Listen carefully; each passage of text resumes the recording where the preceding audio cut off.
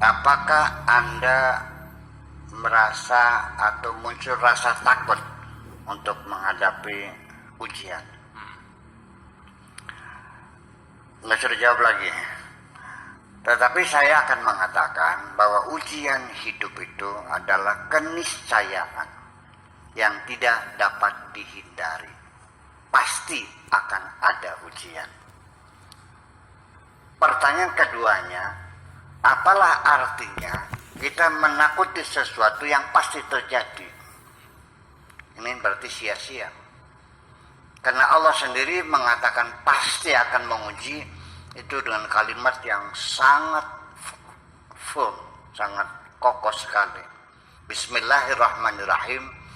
وَلَنَبْلُوَنَّكُمْ بِشَيْءٍ مِنَ الْخَوْفِ وَالْجُوعِ وَنَقْصٍ مِنَ الْأَمْوَالِ وَالْأَنْفُسِ وَالثَّمَرَاتِ فَبَشِّرِ الصَّابِرِينَ.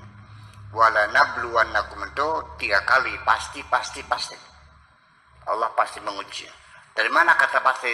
Dari lam taukid, وَلَنَبْلُوَنَّكُمْ, dan dari nun taukid sakilah, 2 nun, lanabluwannakum, artinya 3 lam nun, walanabluwannakum, pasti kami akan menguji kamu. Sehingga sesuatu yang pasti terjadi ya tidak ada artinya ditakuti, ya kacau sendiri. Sesuatu yang pasti ditakuti, takut itu yang mungkin kalau pasti. Nah, jadi yang penting dalam menghadapi ujian kita bukan takut tapi mempersiapkan diri. Mempersiapkan diri menghadapi ujian ada dengan cemas, ada dengan gembira.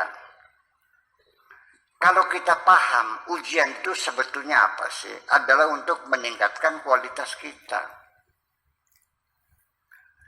Saya tanya pada anak-anak kita, ketika dia minggu depan akan ujian kenaikan kelas, anak-anak menghadapi ujian senang atau melarikan diri? Senang.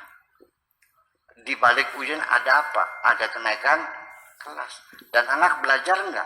Belajar, meningkatkan belajarnya. Main-main dikurangi. Kalau begitu masih pinter anak ya dong dari bapaknya. Bapaknya melarikan diri dari ujian, anaknya menghadapi dengan berani dan gembira mempersiapkan diri. Sih gimana? Jadi pinter anak tapi pinter bapak. Iya, ujian itu kita hadapi dengan penuh gembira, malah kita, karena di balik ujian pasti ada yang pangkat. Nanti setelah ujian ada 2 kesimpulannya, lu lulus atau lu gagal.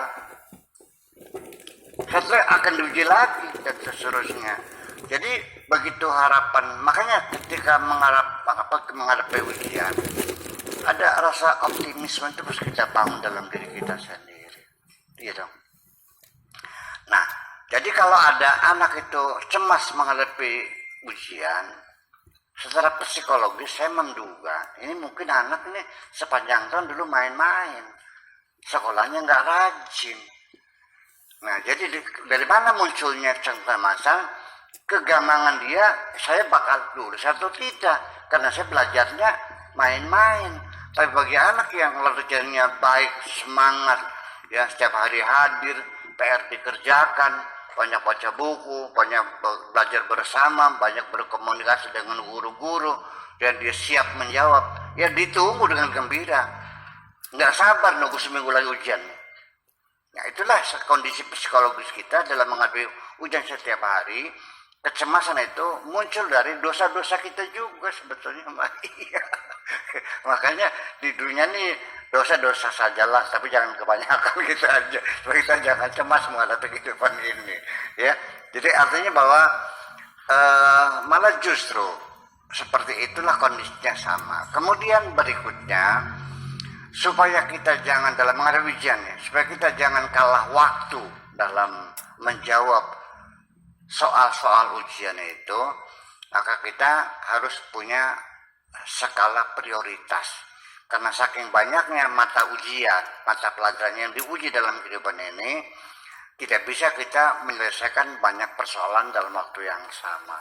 Jadi ada skala prioritas, yaitu umpamanya kita ini ujian menghadapi 10 soal. 1, 2, 3 sampai 10. ketika kita melihat soal pertama sulit sekali, jangan kau habiskan waktu hanya mikir soal yang di luar kemampuan kita. Lewatkan saja dulu. Coba soal kedua dibaca. Sulit juga, lewatkan saja dulu. Nah, ketiga, ini bisa. Jawablah yang bisa saja dulu.